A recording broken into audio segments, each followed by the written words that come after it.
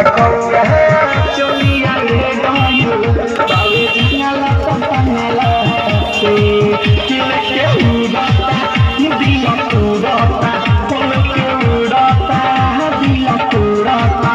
नहीं भेटा में मंगला से राजा कौआ चलिया ले गयो बाबे जंगला पतंगला से राजा कौआ चलिया ले गयो बाबे जंगला पतंगला से कि दिल उड़ाता होले के उड़ाता हो दिल उड़ाता होले के उड़ाता नहीं भेटा में मंगला से राजा कौआ